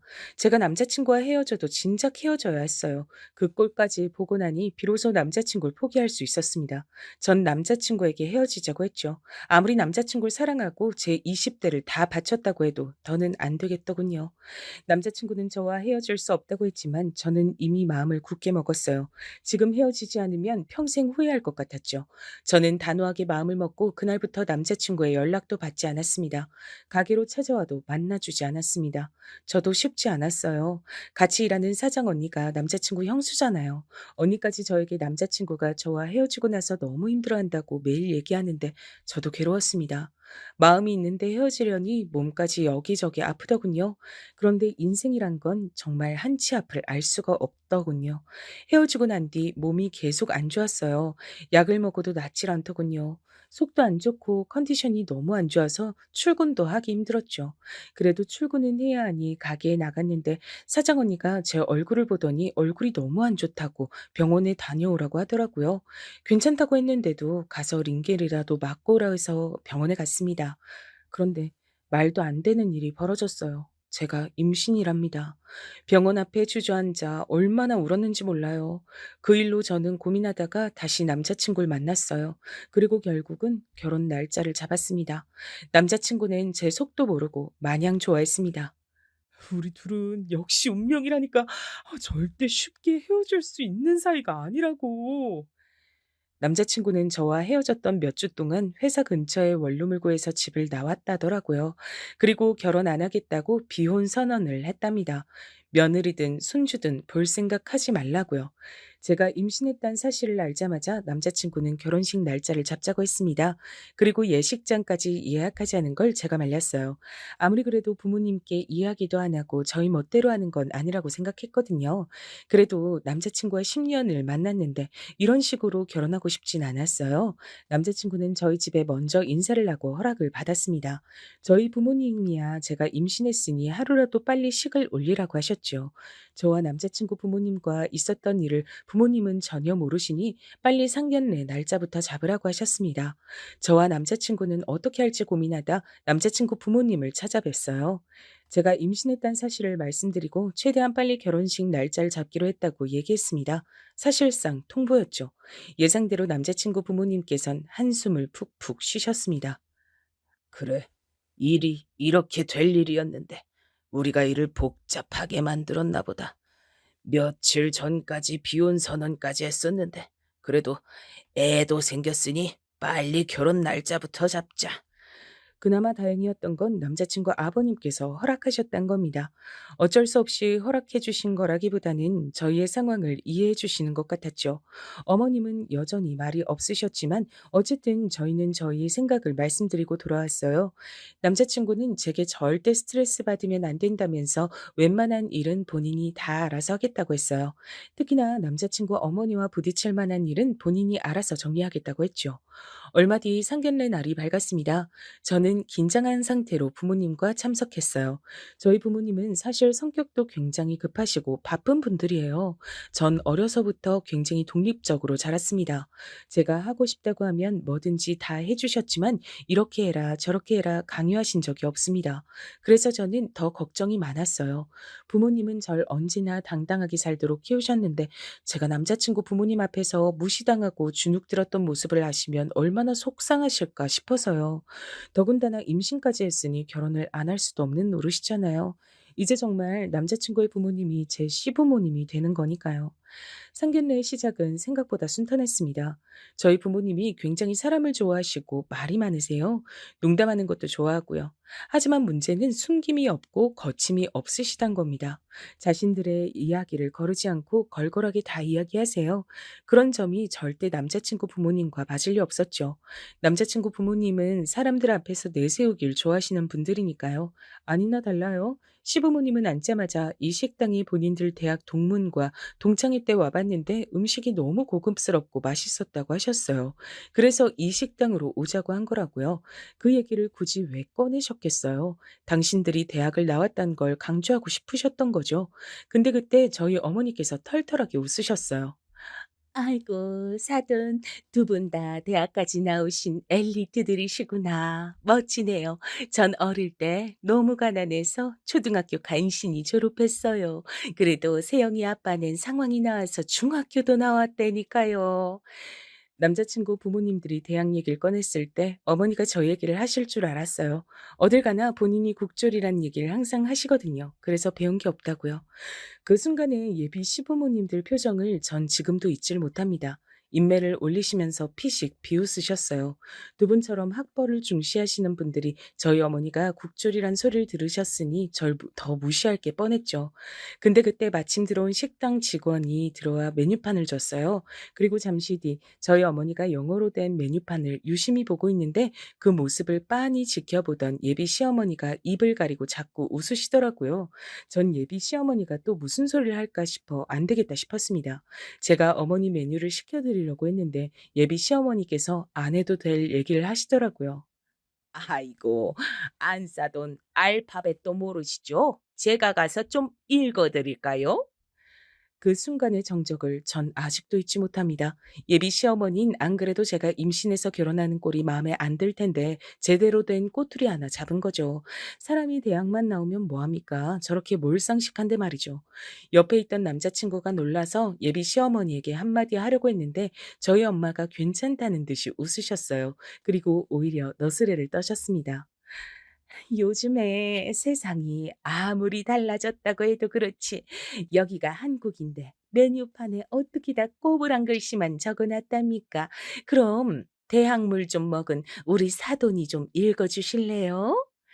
엄마 말에 저도 남자친구도 더는 말하지 않았습니다. 여기서 저희가 나서면 분위기가 더 이상해질 것 같아서요. 예비 시어머니의 꼬장은 거기서 끝이 아니었어요. 아예 상견례를 망치기로 작정했는지 결혼식과는 전혀 상관없는 질문을 계속하셨습니다. 국졸이면 중학교를 아예 진학을 안 한 거잖아요. 그럼 그때부터 뭘 하신 거예요? 드라마에 나오는 것처럼 공장 가서 일해서 가족들 먹여 살리고 그러신 거예요? 엄마, 장모님 앞에서 왜 그런 무례한 질문을 하고 그래? 예비 시어머니의 반응에 남자친구는 어쩔 줄 몰라 하며 당황했습니다. 예비 시어머니의 입을 막기 위해 사력을 다했죠. 하지만 이미 작정하신 어머니를 막을 순 없었어요. 내가 뭐? 이제 다 한 가족인데 가족끼리 궁금하면 물을 수도 있지. 그래서 자식들 학업에도 관대하셨나 봐요. 세영이가 고작 2년 다니는 전문대도 졸업 안 하고 그만둔다는데 허락하신 걸 보면 저희 엄마도 워낙 눈치가 빠른 분이라 예비 시어머니가 은근히 무시하면서 얘기하는 걸 모를 리 없었어요. 지금까진 국졸 가지고 농담한 정도니 참으셨지만 자식인 제 얘기가 나오니 엄마도 바로 정색하셨습니다. 자식이 내 물건도 아닌데 허락하고 안 할 게 뭐 있어요? 다 성인인데 본인이 알아서 책임지면서 살면 되지. 그럼요. 이 사람이 원래 호기심이 좀 많아 그런 거니까 안 싸더니 조금만 이해해 주세요. 분위기가 급속도로 냉랭해지려던 그때 예비 시아버지가 술을 권한 덕분에 아버지와 건배를 하시며 이런저런 얘기를 나누다 보니 분위기가 조금 나아지는 것 같았습니다. 그때까지도 정색하고 있던 저희 엄마가 핸드폰을 들고 잠깐 통화를 하러 나갔다 오셨어요. 저는 일 때문에 그러시나 보다 싶었죠. 근데 상견례가 마무리되어 갈 때쯤 생각지도 못한 일이 벌어졌습니다. 저희가 식사하던 틈에 누군가 노크를 하고 들어왔어요. 회장님, 부르셨습니까? 무슨 일 있으세요? 엄마 회사 직원들이 우르르 룸 안으로 들어왔습니다. 그때 저는 알았어요. 엄마가 일부러 나가서 통화하신 게 회사 직원들을 부르려고 했던 거더라고요. 저희 예비 시부모님 앞에 보여주려고요. 역시나 예비 시부모님은 눈이 휘둥그레지셨습니다. 특히나 예비 시어머니는 직원들이 우르르 들어오자마자 놀라서 자리에서 벌떡 일어났어요. 그러곤 회장님이 누구냐고 말을 더듬거렸습니다. 누구긴 누구예요? 내가 회장이지. 세영이 너는 암튼 애가 물러 터져서는 사돈한테 내가 식품 회사 한다고 말 안 한 거야? 식품 회사를 운영하신다고요? 그러니까 대표 아니 회장님? 그랬습니다. 제가 말씀드리지 않은 게 있어요. 저희 엄마가 아주 오래전부터 식품 사업을 하고 계십니다. 저희 외가가 아주 옛날부터 낙농업을 오랫동안 하셨어요. 그래서 엄마는 어릴 때부터 닭을 키우고 달걀을 가지고 노는 게 일상이었습니다. 일이 풀리지 않았던 시기가 있었는데 그때 어쩔 수 없이 엄마가 학교를 그만두고 온 식구가 다 이사를 해서 새로 사업을 시작하셨대요. 낙농업을 하면서 달걀로 만들 수 있는 유제품과 빵, 치즈 같은 걸 만드는 식품 회사를 운영하셨답니다. 처음이야 당연히 힘들었지만 지금은 벌써 50년이 넘은 굴지의 회사예요. 외할아버지가 돌아가시면서 엄마가 물려받아 벌써 30년째 운영 중이십니다. 엄마는 남들 다 학교 다닐 때 외할아버지를 따라 공장을 돌아다니며 일을 하신 분이세요. 그런 분이 예비 시어머니를 보자마자 어떤 분인지 모르셨을 리 없습니다. 눈에 보이는 조건들만 가지고 저와 우리 집안을 무시하고 있다는 걸 바로 파악하시고 일부러 직원들을 부른 거죠. 우리 애가 임신해서 급하게 결혼하는 거라 준비할 경황도 없으실 텐데 식장이랑 집은 우리가 알아서 준비할게요. 내가 아는 호텔에 최대한 빠른 시간 빼놓으라고 하고 집은 내가 서초에 아파트가 두 채 있으니 하나 골라서 들어가라고 하죠 뭐. 엄마 말씀에 예비 시부모님은 두 분 다 턱이 빠질 듯 입을 벌리고 계셨어요. 그리고 표정이 싹 바뀌어서 저와 저희 부모님을 대하시는 게 달라졌습니다. 거의 허리만 안 숙였지 몸이 엄마 쪽으로 굽어 있었어요. 아이고, 저희야 뭐 안사돈께서 알아서 다 해주신다고 하면 너무 감사하죠. 어머머, 내가 암튼 며느리 복 하나는 타고났다니까 이제 보니 우리 며느리가 아주 복덩이였네. 제가 참 너무 세상을 몰랐습니다. 이럴 줄 알았으면 진작 저희 친정엄마 회사를 알려드릴 걸 그랬어요. 예비 시어머니가 저더러 우리 며느리라고 하는데 소름이 다 돋았습니다. 에이, 세상에 공짜가 어딨어요? 우리가 돈 버느라 바빠서 자식을 잘 못 챙겨요. 우리 딸 며느리라고 생각 말고 진짜 딸처럼 해주세요. 손에 물 한 방울 안 묻히게 해주고 애도 나오면 무조건 봐주셔야 해요. 우리 딸내미가 워낙 몸이 약해서 애 키우다가 병나면 큰일 나니까 만약에 우리 딸 천문대 나왔다고 한 번만 더 무시하시면 아파트 뺍니다. 그럼요. 우리 복덩이 아프면 큰일 나죠. 제가 다 알아서 할 테니까 걱정 마셔요. 제가 생각해도 너무 어이가 없어요. 한순간에 상황이 그렇게 바뀔 줄은 생각도 못 했거든요. 그날 이후 어떻게 됐냐고요? 저는 결혼식을 올리고 아이도 잘 출산했습니다. 그리고 현재 세상 누구보다 편하게 살고 있어요. 시어머니는 저를 그냥 딸도 아니고 금지 오겹으로 챙기십니다. 애도 봐주시고 제가 먹을 반찬까지 매일 해다 주세요. 저는 저에게 대학이니 직업이니 하는 이상한 소린 절대 하지 않으십니다. 그래서 그런지 시어머니와 전혀 문제가 없어요. 저도 너무 신기할 지경이죠. 이제 남편이 된 남자친구도 시어머니를 볼 때마다 농담으로 어떻게 저렇게 자본주의 노예가 됐냐고 하지만 저는 나름 지낼만 합니다. 시부모님이 어떤 이유로든 절 예뻐해 주시니 결혼 생활하기엔 너무 편하더라고요. 가끔 제가 왜 이 좋은 결혼을 안 하려고 했나 후회될 때도 있다니까요. 요즘은 시어머니가 저더러 둘째도 낳으면 키워줄 테니 낳기만 하란 소리까지 하셔서 귀찮아 죽겠습니다. 살아보니 명문대든 사짜 직업이든 다 필요 없네요. 돈 많은 친정이 있으니 그 못된 시어머니도 저라면 벌벌 하시네요. 지금까지 긴긴 저의 이야기 끝까지 들어주셔서 감사합니다.